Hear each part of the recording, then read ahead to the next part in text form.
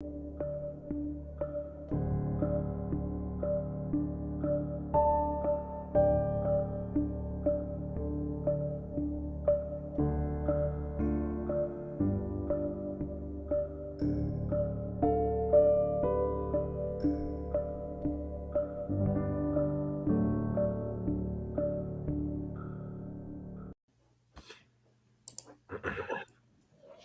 Bitcoin Friday, freaks. It's your host, Odell, here for another Citadel Dispatch, the interactive live show focused on Bitcoin and freedom tech, specifically actionable discussion.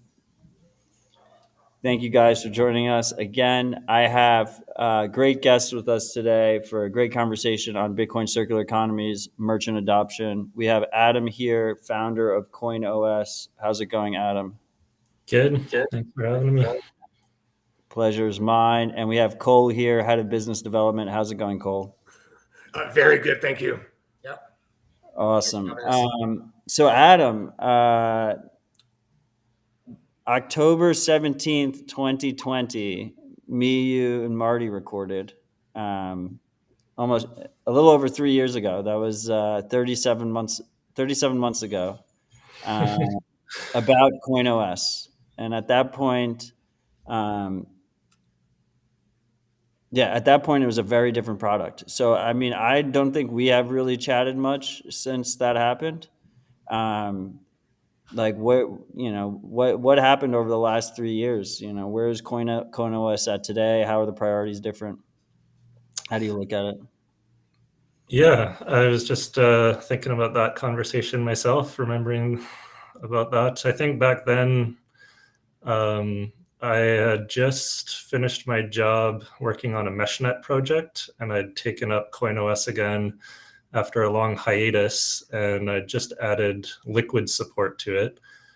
That version of Coinos now lives as classic Coinos. So if you go to classic.coinos.io, it's still there, and it still supports liquid and lightning.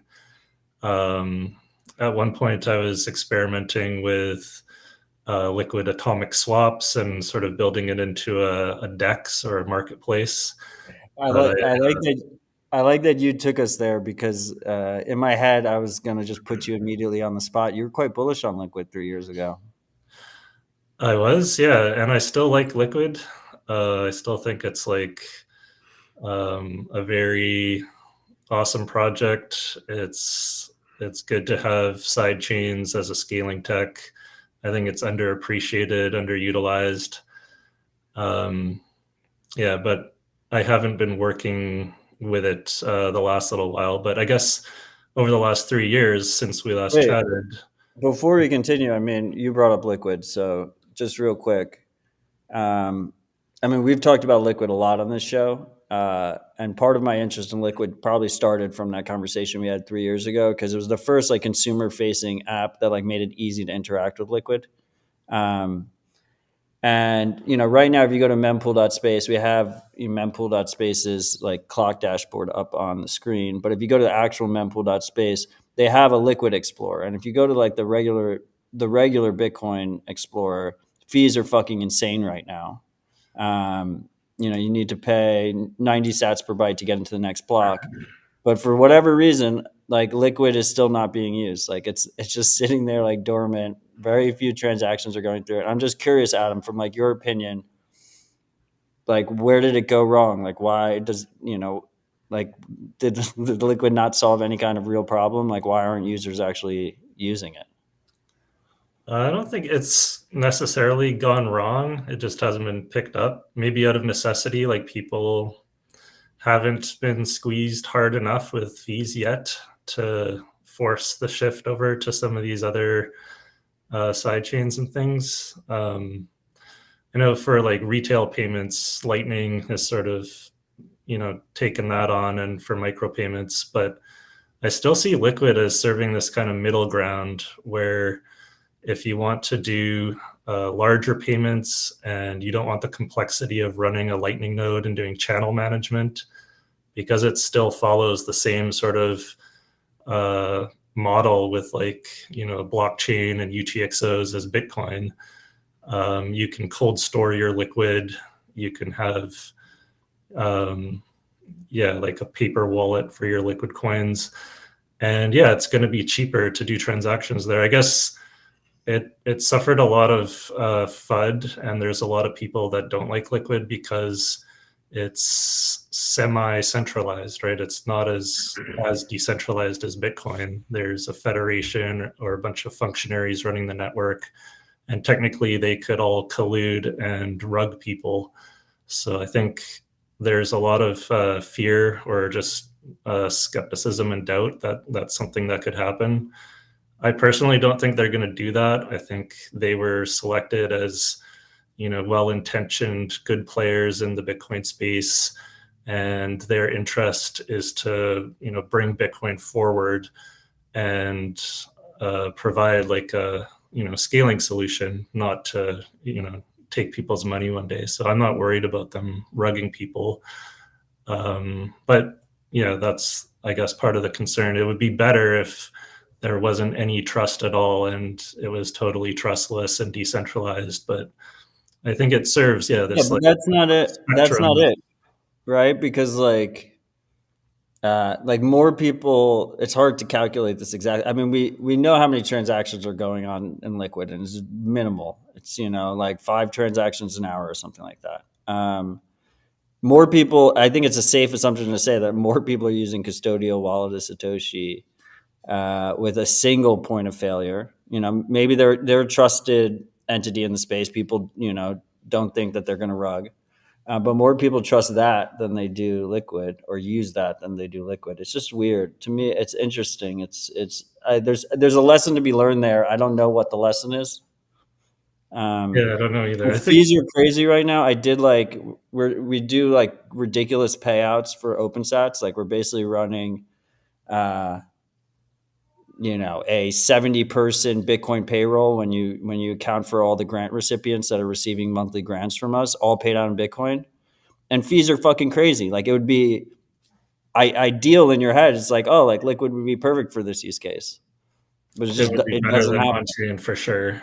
Yeah, Lightning might be an option too. Why aren't you guys doing Lightning? The amounts are too much, and then you have to do channel. You have to do like liquidity and stuff. It means all of our grant recipients have to have inbound liquidity.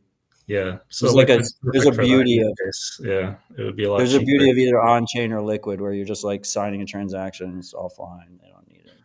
Yeah. Yeah, we'll see. I derailed us. No, I don't have any agenda of what to talk about. Liquid's interesting to me. But that was one of the first things I noticed that I was going to bring up when I signed into the new Coinos was that there was no Liquid anywhere. Yeah, I haven't put it back in yet. I kind of rewrote the code base over the last 2 years, and Liquid adds a lot of complexity to it. So I'm planning to add it back in at some point. I just haven't got it in there yet. I wanted to focus on Lightning more. We still have the Liquid option on the classic Coinos, like the original one. You probably know about, Odell. Yeah. That's what I originally used, and that's what we talked about 3 years ago. Since then, I built raretoshi.com, which is a Liquid NFT marketplace. Oh, that was you. Yeah. I didn't realize that. So that's still going too. And that does atomic swaps. When you go to buy an NFT there, you're paying with Liquid Bitcoin, and it's doing like a trustless single transaction. When you get your NFT, it's doing an atomic swap. So it's kind of neat. It's like there's no third party having to custody the funds or escrow the funds while you swap your tokens there. And to fund it, it uses Coinos on the back end. So if you don't have Liquid Bitcoin, but you want to fund your Raretoshi account, you can deposit Lightning or on-chain Bitcoin, and Coinos will automatically convert it to Liquid for you and stick it into your Raretoshi wallet. So yeah, that was one of the things that kept me busy. Has there been substantial NFT adoption on Liquid? I wouldn't call it substantial, not compared to like Sol or BRC CD120 and other ones. But yeah, it was an interesting project. And I think, as a chain for doing tokens and stuff, Liquid's great because the fees are paid in Bitcoin, so you're not going to some other shitcoin to cover the fees or the gas. So if we were gonna have a platform to create tokens and NFTs and things, then might as well do it on one that's made by Bitcoiners and using a code base that actually is kind of like an experimental, live testnet or monetized testnet that the tech that's being built for Liquid can actually, one day roll into Bitcoin and help improve it, because they do experiments with covenants, and like they first tried SegWit on the Liquid network before they rolled it into Bitcoin. They've got experimental opcodes there, so it's kind of like a sandbox where we can experiment with things before putting them into the main chain. Yeah, fair enough. Okay, so we got derailed and we started talking about Liquid. So CoinOS, you've built this new version of CoinOS. It's focused specifically on merchant adoption, I think. Am I correct on that? Yeah, that's our main focus. I mean, I would say adoption in general. It's a wallet for people can use it as a personal wallet, just like Wallet of Satoshi or something. But Right. we've got a bit more focus on trying to onboard merchants, specifically like in-person retail merchants versus online e-commerce. Yeah, so like one of the first things I noticed is that it's just simply a web page. It's a custodial wallet. I assume like the idea is the merchant has it open on their iPad or their phone or something, and then they're manually plugging in like the amount. Like I'm going to charge you $25. They put that in, and then they show it to the. Traditionally, yeah, it was like that. In the last few months, I've actually been encouraging people or the merchants to not use it on a tablet or a device and have the customer initiate the payment. So you go into it and you want to pay your bill, they're just going to tell you your total or give you your bill so you know in dollars what you owe. And then you're going to create an invoice. You're going to go to the merchant's page. So it'll be like coinos.io slash, let's say Van Love is a sushi restaurant in Vancouver. So if you go there, you can click on the pay button for them, and then you can generate either a Lightning invoice or get their on-chain Bitcoin address to send to. And then it'll have a number pad where it'll let you enter in fiat what you want to pay, and it'll do the conversion. So it'll generate an invoice in Bitcoin or in sats, and then you pay it. So you can either, if you're logged into Coinos yourself, you can immediately just send that off, or you can open it with another wallet. So there's a link to open it with like your Wallet of Satoshi or whatever other wallet you want to use. And then the customer is doing all that. So the merchant never has to touch a screen. They can just be off, getting your order ready or serving other customers while you're doing the payment all on your end. And when you do send the payment, the issue is you don't want to trust the customer's phone for them to show you like, hey, I sent it. So to handle that, we've been giving merchants a thermal printer, like a receipt printer, and it listens for payments into their account. And whenever any money comes in, it just spits out a little paper ticket that says in dollars how much they got. So when they're ready to go, they're done like getting your order ready and stuff. They get this little paper receipt. It says in dollars what they received, and they can just put that in the cash register. And it doesn't matter what kind of point of sale software they're using. They just enter it as a cash payment in dollars. And for accounting purposes and stuff, we tell them just treat it like cash. So it's really easy for their staff. They don't need to learn how to work our app or any kind of Bitcoin app. They just have a QR code, like a paper QR code posted up at their till or their counter. And we as customers come in, we scan that, we go to their page, we pay them, and they're just, getting a piece of paper that tells them what they got. So they don't have to learn Bitcoin or deal with a Bitcoin wallet at all. Super simple. Yeah. I like the analog piece of just like a paper printer.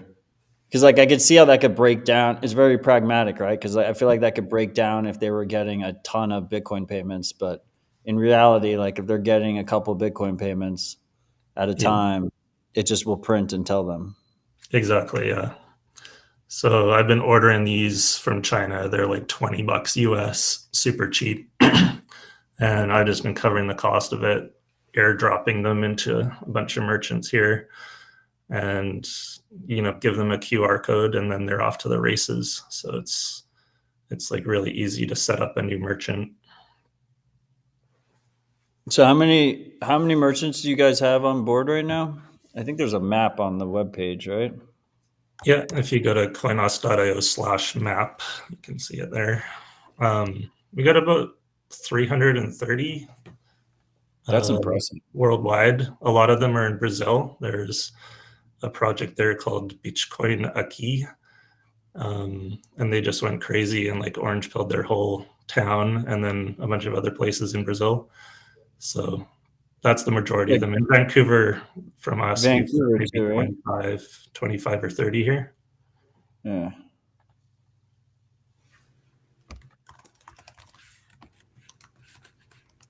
That's awesome. That's pretty impressive, dude. That's a decent amount. Like I feel like you guys have been doing it quietly too. Are they actually active? Like, are they legit? Like, a lot of times, like the merchants gets onboarded and then they forget. It's legit. Yeah, we try to bring people out to them regularly. We've got a bunch of meetups going in Vancouver, so not just from us. There's other Bitcoiners here that host meetups and events all the time, and we've got a pretty active Telegram group, Vancouver Bitcoiners. So I had Leo. Leo visited us in Nashville at Bitcoin Park. Yep. Is that what does he use Coinos when he's onboarding these people? I mean, he was like just bragging about how big of a circular economy was being built out there.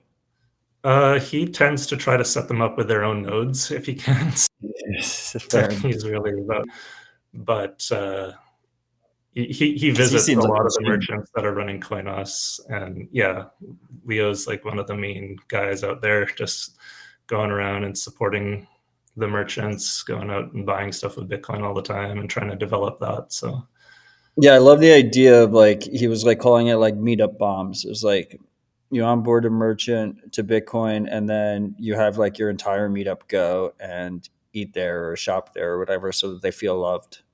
Yeah. It's a cool idea. Yeah, and the community here is really supportive. There's tons of people that go out and spend their Bitcoins just to support the merchants, and yeah, we couldn't do it without that, because that's the main selling point too. And we're going into a place it's not just, hey, will you give this a try? It's, hey, if you give this a try, you're gonna get some new business, because we've got this community that we're gonna start bringing around. We're gonna put you on the map, and you're going to increase your sales if you take Bitcoin. So it makes it a way easier sell when we have that. And the more of us there are, then the more of an economic powerhouse we become, then it's just going to snowball. We're going to get more and more merchants onboarding, and they're going to talk to each other, talk to their friends, talk to other business owners. So the more volume we can send their way, then the more they're going to spread it, and we'll get more adoption that way.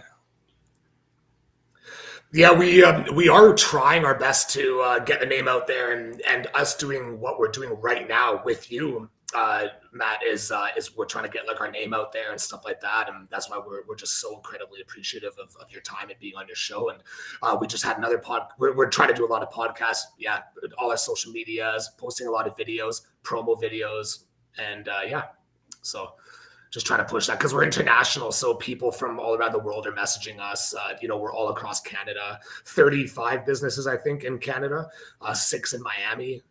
So yeah, we try to get around that way. Yeah. Yeah, I mean, to the freaks, Cole messaged me on Discord, um, seeing what was up, and I was like, "Oh shit, Coinos! I know Adam. What the fuck is going on with Coinos?" I had honestly, you guys had fallen off my radar. So I was looking forward to this chat. It's been great so far. So to the freaks that are in, I see a bunch of you are in our YouTube chat and our Twitch chat. Just FYI, the chat shown on screen now is our Noster Natives chat. You can get to that at citadeldispatch.com/stream. You guys see this question from Salty Kate. Why would a merchant use CoinOS over a mobile wallet?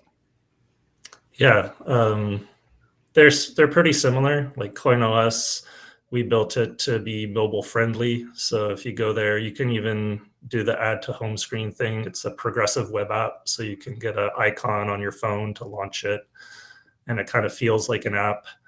The reason we didn't launch it in the Play Store or the App Store and have like an actual native mobile version is because, well, I tried that in the past. We did have that in the past, and it's just more of a hassle for me as a developer to cut a new release and then put it out to the App Store, and then everyone's phone has to download it and update it. And then you're dealing with those gatekeepers like Google and Apple can decide whether your app is legit, and they have all these follow-up questions, and it's just hoops you have to jump through to have an app. So I kind of like having it on the web. If I want to release an update, I can just push it out in seconds, and people just refresh the page and it's live. So it's way easier for me to release new features. And yeah, users don't have to like even download anything. It works on any device anywhere in the world. You're not going to be censored in places that, I think in Australia, people were saying they couldn't find some Bitcoin wallets because the Play Store there was like filtering them out and things like that. So websites are universal, and yeah, it's just my preferred environment to develop for. I started as a web developer. That's what I know. So gonna Well, I stick with guess that for now. I mean that all makes sense. I mean, you see, Ivan, like he added to the question. He basically was like, if we're going to compare it to Breeze, and I think like Breeze is probably a good comparison. I don't know how familiar you guys are with the project, but essentially, uh, it's a mobile app.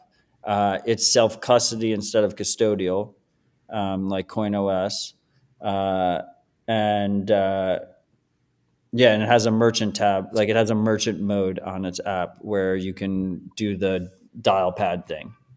I think I know what my answer would be to this question, but I'm kind of curious on your answer. Well, yeah. So, like, yeah, Ivan, that's a good question, Ivan, and then also Salty Kate. Yeah, the part of the package that we offer merchants for using us, as opposed to like Breeze or Moon, is that we give you free marketing. We blast your business on all of our social media pages. Matt, that's probably one of your answers, yeah. And also, we're the lowest fees. We have the lowest fees in the world. I don't know another Bitcoin wallet that has fees like ours. So people might get concerned about like the custodial aspect. Well, me and Adam both teach people about non-custodial. We're both non-custodial advocates. Like, we believe in self-custody. We show people how to do that. We just believe Coinos is a very, very good starting point and a good middleman for merchant transactions. We also offer sweeping.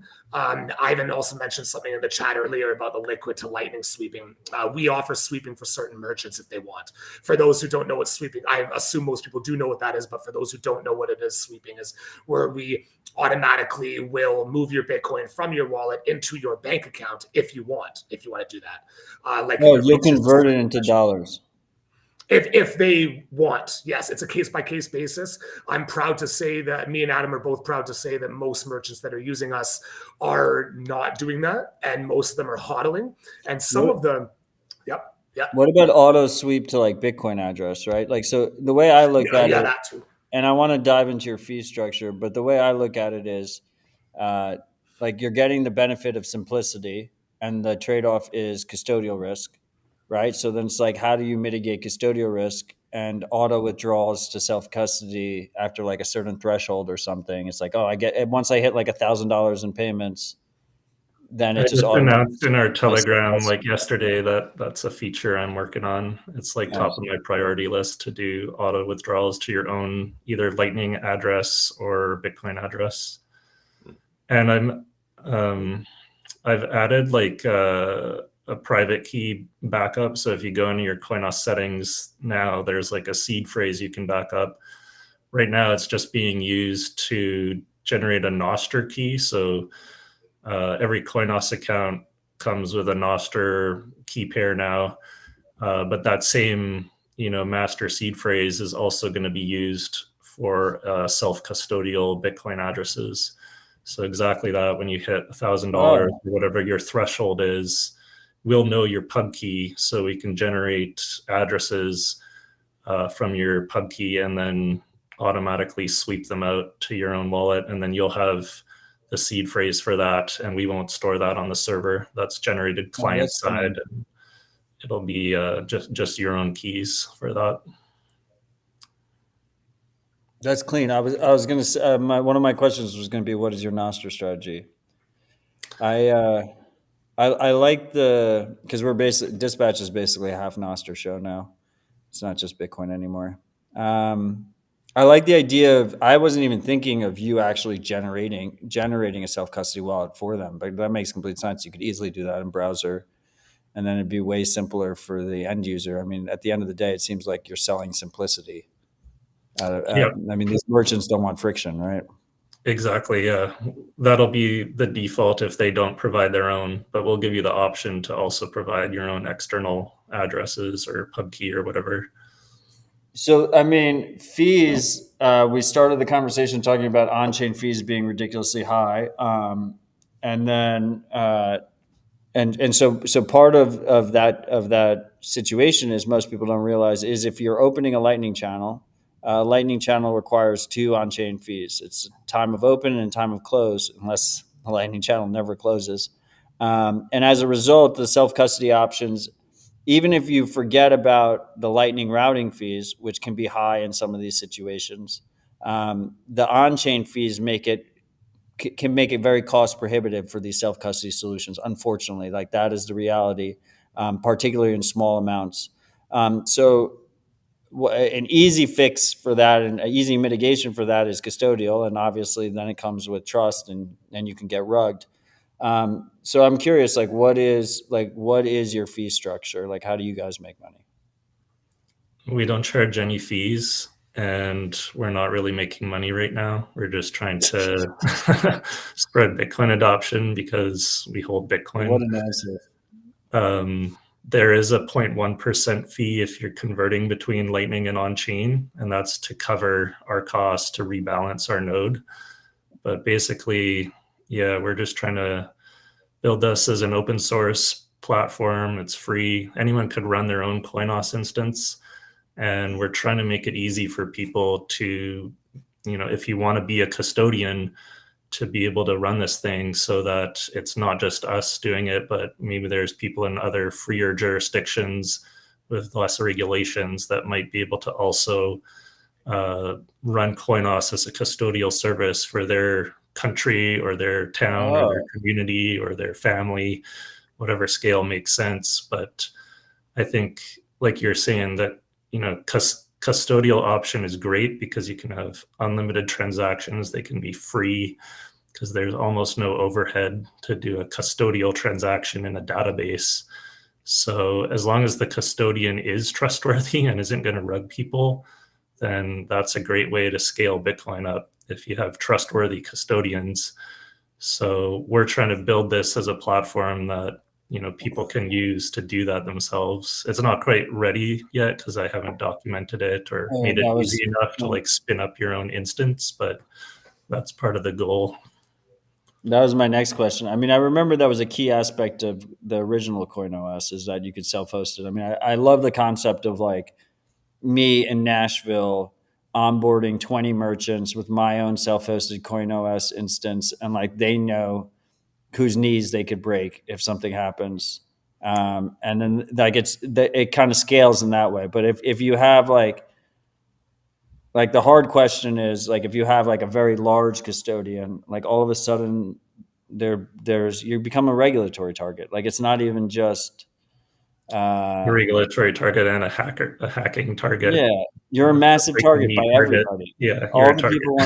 All the people want to kill you. That's why I don't want to be I don't want to really shoulder the responsibility. I'm happy with the scale it's at now with a few hundred merchants, and now I want to see more people kind of share that burden. So what's the plan with that? Are you going to fully faucet? You're going to make it easy for people to run their own instance? Like, because I don't see any GitHub links or anything. Like, is there a repo? Yeah, it's github.com/Coinos. github.com/Coinos. That's our organization, and then there's a couple of repos under there. I need to do a better job, I guess, of linking to them from the homepage. But yeah, it's already because on the bottom of the homepage it says documentation. That's where all our GitHub is and API and stuff like that.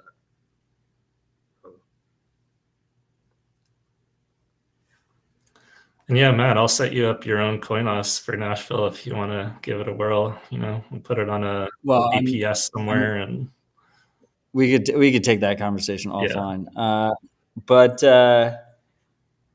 Yeah, I mean that would be all. I mean the reason I was thinking about, I didn't see the Git link in. I found it that's a very easy domain, github.com/coinos.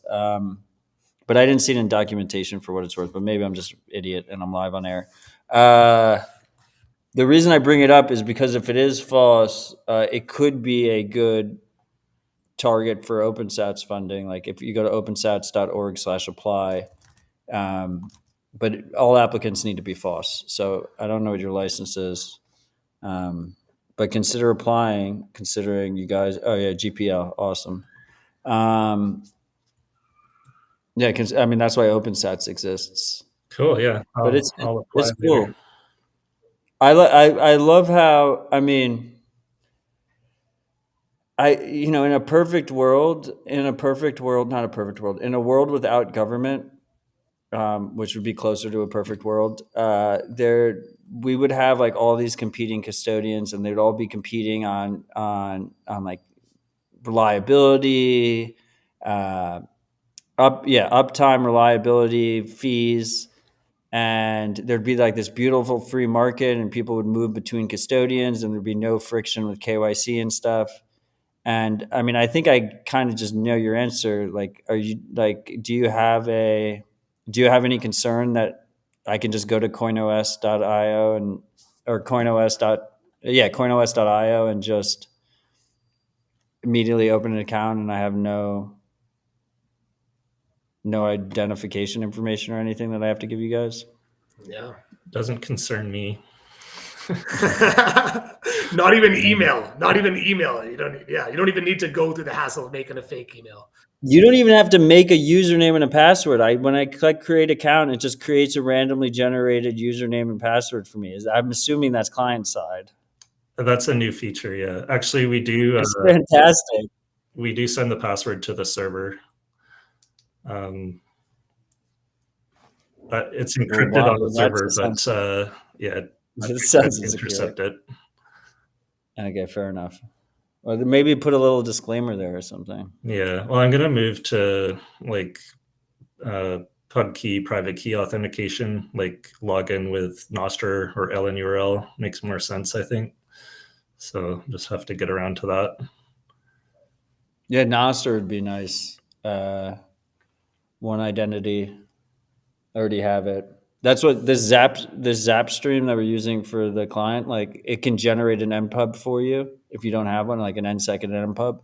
Or if you have your own Nostr key, you can just come here and just set it up, or just log in. It's pretty cool.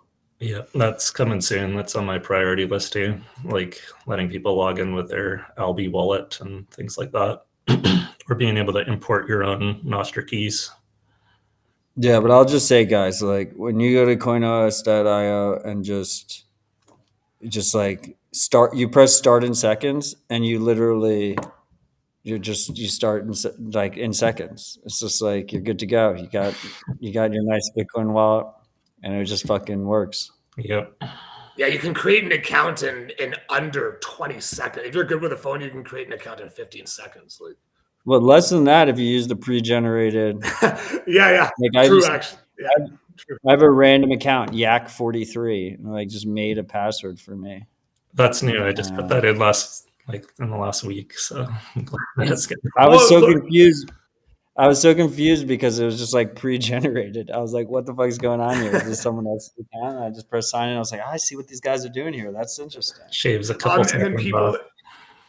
Okay, people this in the is a chat really are talking about the dark mode. I this is an understand that. important question. Yeah. The dark mode. Yeah, you can have dark mode, but it doesn't really work properly. You have to adjust the settings in your Google Chrome browser. That's not a Coinos thing, but yeah, Adam, it's on our list to add dark mode because that's what a lot of people like. Yeah. The people want dark mode, man. Yeah. The people have Yeah. spoken. No, I'm glad they asked that. I have learned you can't win because I know a project that the people had a petition for light mode because they were dark mode only. So no matter what, you're going to have haters. You have to support both modes. Yeah, we'll get around to That's that. hilarious. This is awesome, guys. This has been a great conversation. What lessons have you learned from the merchant adoption process? Like, it's something that I've been very keenly focused on for a while, and I've been mostly a failure about it. I think, like I know things take time, like good things take time, but I've become a little bit disenfranchised with the idea of being able to spend my Bitcoin at local merchants, and I've been very outspoken about trying to get. Let me put it this way: I've personally failed in Nashville so far. Like, do you have any tips? Do you have any thoughts? Like, how do we make this thing happen quicker? Because what you I do don't is want to sell my Bitcoin. I want to spend it.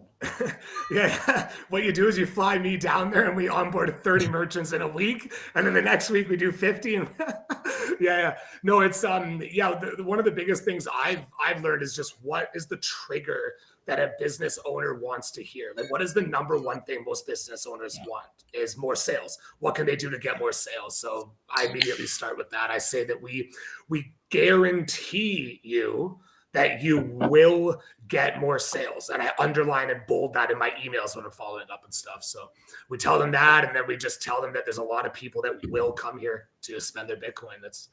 So you're relying on the meetups to actually drive people to the locations. Yeah, the community is key. You got to have a community. It can't just be one Bitcoiner who wants to go and convince merchants to try it. You got to have people that are coming with you, other people that are going to that same merchant with Bitcoin, or you have to be able to show them that, yeah, you're going to get a bunch of people coming in to use it.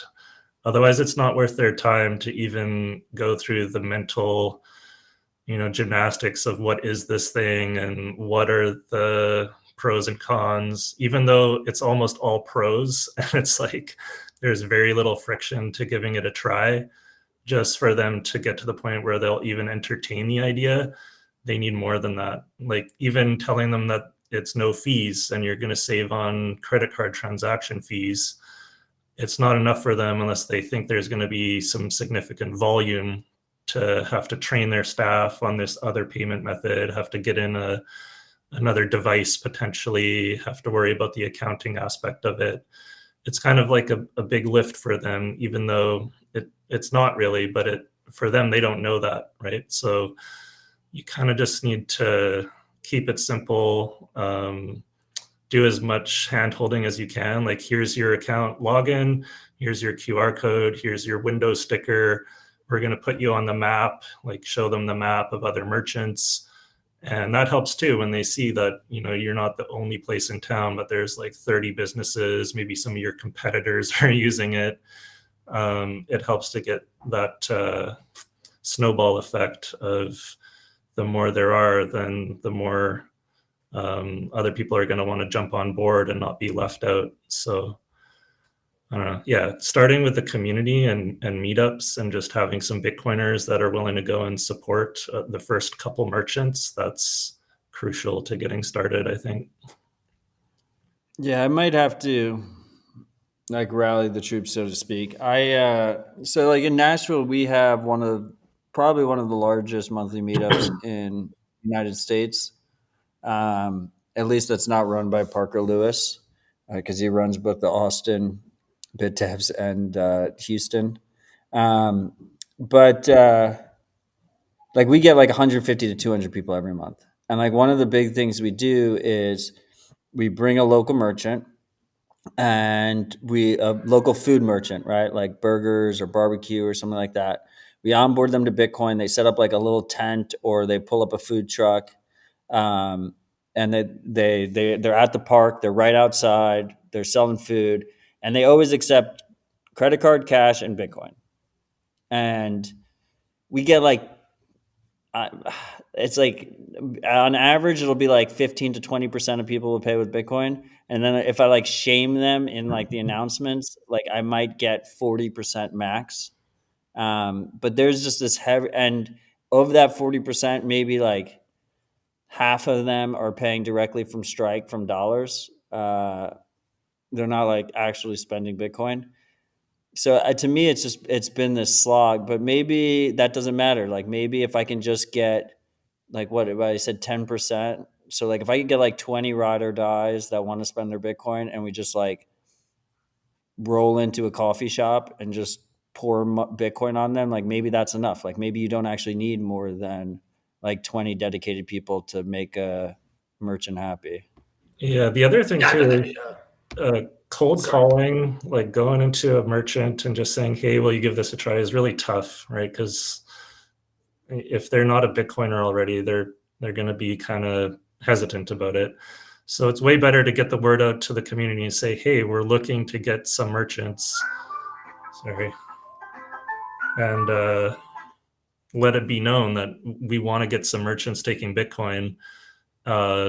Reach out to your friends. If anyone knows any business owners, can you get us an introduction with them? Because if you get a warm referral to a business owner and you're coming in from someone that they're friends with, and their friend has said, hey, bring this guy Matt in, he's going to set you up with Bitcoin, they're way more likely to go for it than just walking in off the street and saying, hey, we're a bunch of Bitcoiners and we want to spend money here.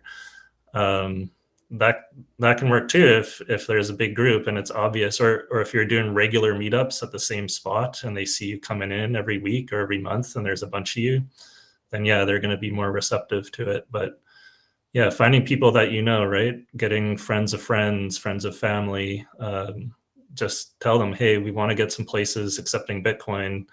Who do you know that will let us give it a try? And then go from there. Yeah, we have a bounty program, Coinos.io/bounties, which is more directed around the Vancouver area. We'll give you 1 million sats if you direct us and refer us to a business that is interested in accepting Bitcoin payments. Dude, I love this because so if you go to by the way, you guys pronounce it Coinos? It's Coinos, right? Is it Coin operating system? Coinos, yeah, we get asked that all the time. It's Coinos, yeah, but say whatever you want. Okay, Coinos. If you go to coinos.io/bounties, this is pretty cool because I've talked about this in the past. Like, it's like, okay, so you have it broken up into categories like grocery. We need a grocery store to accept Bitcoin. We need a bakery to accept Bitcoin. We need a laundromat to accept Bitcoin. And this is so true. Like, I only, for the short term, in the short to medium term, I just need one hardware store in Nashville to accept Bitcoin. I just need one grocery store to accept. I'll just go to that store. Like, that'll be my hardware store.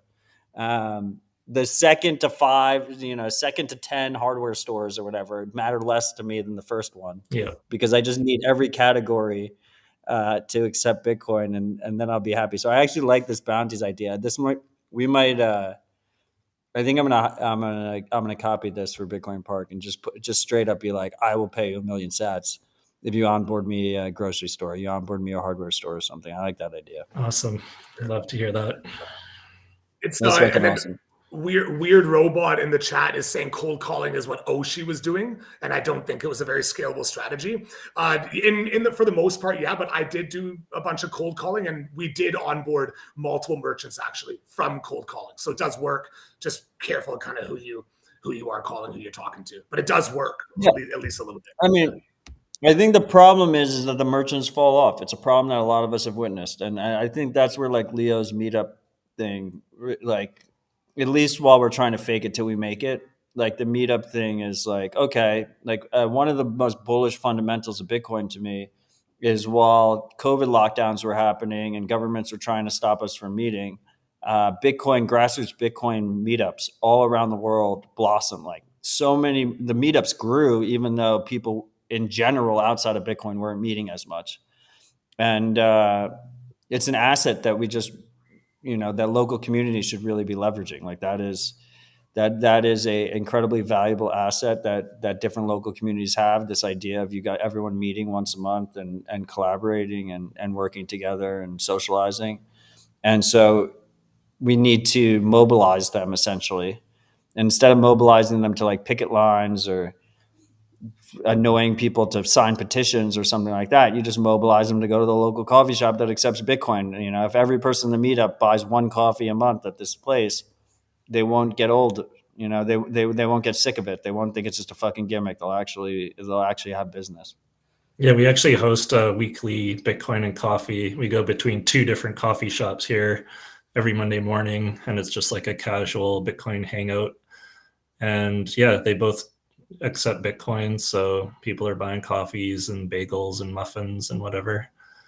And it's good. So I'm curious, while I have you, and we're like wrapping up here, we're close to the end of our time. I as a Bitcoiner, like I grew up as like self custody only. Like, don't recommend custodial options to anyone. Self custody Bitcoin is easy enough. People should be using self custody Bitcoin. We've learned so many lessons about people getting rugged. Lightning kind of flipped it on its head because Lightning self custody has got technical difficulties. There's trade offs that are made. That Lightning needs to be interactive. That we have liquidity constraints. That you need to be online. That make self custody Lightning, particularly on mobile, much more difficult. And as a result, we've seen this growth there's almost like a default growth in custodial Lightning wallets that you don't really see in the on-chain Bitcoin world. In the on-chain Bitcoin world, for the most part, it's dominated by self-custody wallets at this point. And there's really great tools out there. They don't have really horrible trade-offs. But with Lightning, we've seen custodial Lightning. And specifically, we've seen Wallet of Satoshi. And I've been like one of the few people that, quote unquote, I'm sounding the alarm. You can get rugged at will. Governments can pressure them into adding KYC, all this other stuff. They could get hacked. They could censor people at will. They have all your private information. Like what is your view on all, like, so having this conversation with you guys, I'm partially wondering, I'm like partially questioning my own perspective. Like, are they just, and Wallet of Satoshi won't come on the podcast. They don't do any podcasts or anything. So I can't have the conversation with them. Like, are they just, is there a perspective that they're like based Bitcoiners that are just running a service without doing KYC and they're just fighting a good fight? Or how do you view that growing custodial risk? Yeah, I'm in the same boat. I think I've had one interaction with the Wallet of Satoshi guys, and it was positive. I think they are based Bitcoiners is my sense, but I don't know for sure. I've never met them really in person or anything, but I don't know many people that have. Yeah, the bigger they become, like we said earlier, the more of a target they are for the regulators and for just a fuck up, like they accidentally mess up and lose all the money or something. So spreading it out amongst multiple custodians. If custodians are good actors, then no problem, right? But yeah, history has shown there's enough bad actors and rug pulls that you definitely don't want to put a lot of money into a custodian, and be very careful about who you're dealing with, and prefer self-custody if at all possible. But yeah, I agree. Like on-chain, self-custody is the way to go if you're doing anything more than a few $100s or a few $1,000s, whatever your personal risk tolerance is. and then you have a Lightning wallet that you top up periodically, maybe with a couple $100 for your spending money for the month or something.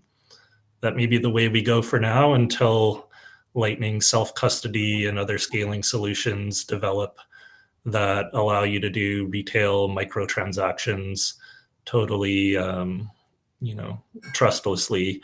But using this as a transition or a stopgap measure in the meantime, it might be the way we go for the next few years until those develop more. But yeah, my concern is, with custodians.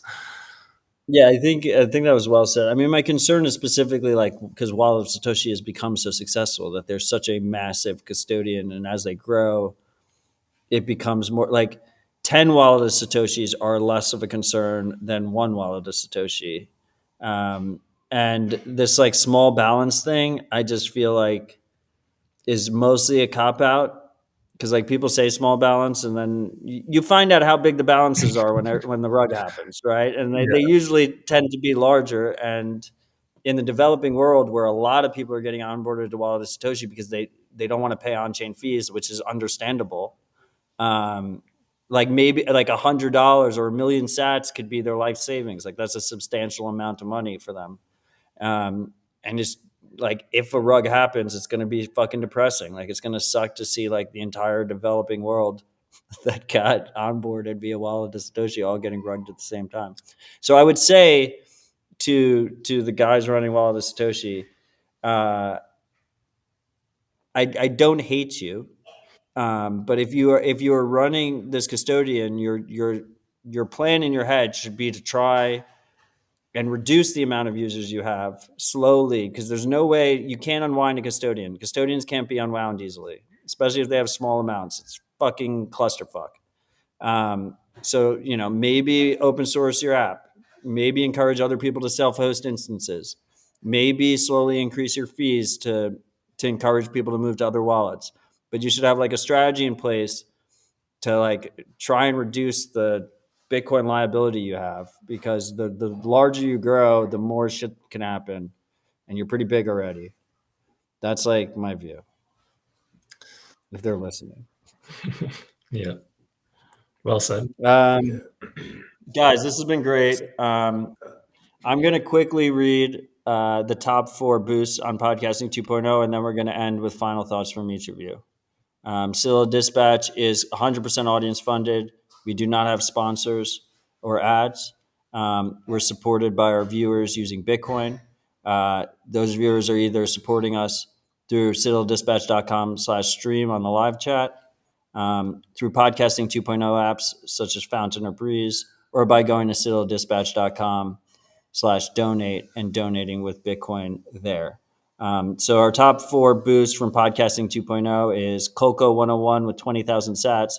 Dope rip as always. Love hearing from Evan and excited for him to destroy the Lightning Network. We have at 8 Mithrandir with 14,441 sats. Lightning is a work in progress. Good to see Evan building the tools. We have at Boz with 10,000 sats saying, really cool, Evan.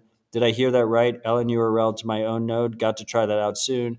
And we have at Dash with 7,777 sats. Caps Odell is back in all caps. Caps Odell is just getting started. This is going to be a crazy cycle, freaks. I would just say, like, huge shout out to the freaks who support us through Podcasting 2.0, because specifically when you support that way, it's great to see Dispatch high on the charts. It really goes a long way, and it helps people find the show. And I know it's the end of a bear market, maybe the beginning of a recession. If sats are too hard to come by and you don't want to part with your sats, you can support the show by sharing it with friends and family. We're on all platforms, every podcasting app. Leaving a review, all that stuff helps. So with all that said, Adam, do you want to wrap us up with some final thoughts?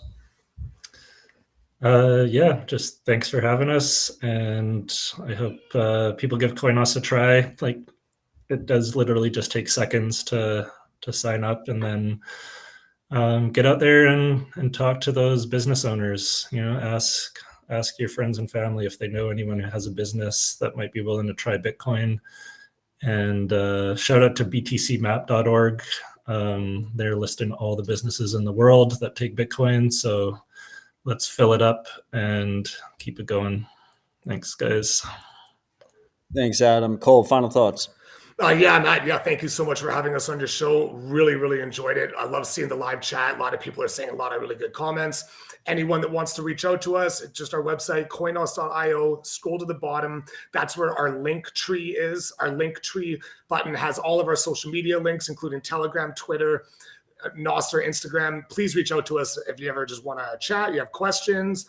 Me and Adam are active in the Telegram chat, always willing to help people out with learning how to onboard merchants or just anything in general. And I appreciate every single one of you on the chat here. I want to give a shout out to T-Gem. He's in the Nostr chat, Teejem. He's a prominent member in the Vancouver Bitcoin community. He's one of the most consistent buyers of Coinos merchants in Vancouver. So he deserves a shout out because he puts a lot of effort in being a customer at Coinos merchants. So that's awesome. I can see like early days, like a one or two people in the city can really push the tide. So that's fucking awesome. Yep. I want to thank you both for joining. I want to thank all the freaks who joined us specifically in the live chat, but also everyone who continues to listen and support the show. I'm glad you guys find it valuable. That's why I do it. I would just say to Cole, first of all, I don't know if you're aware, but there's a Linktree alternative on Nostr called Nostr. Consider checking it out. And also a personal request to you guys. I've noticed your Nostr account is a little bit dormant. Consider maybe giving it a little love. We'd love to have you guys more active in Nostr. Yeah, get on that. And apply to OpenSats, opensats.org/apply. Your project is a perfect fit for something that we would support. Thank you guys. It's been a pleasure. And until next time, Thanks. stay humble, stack sats. Later, freaks.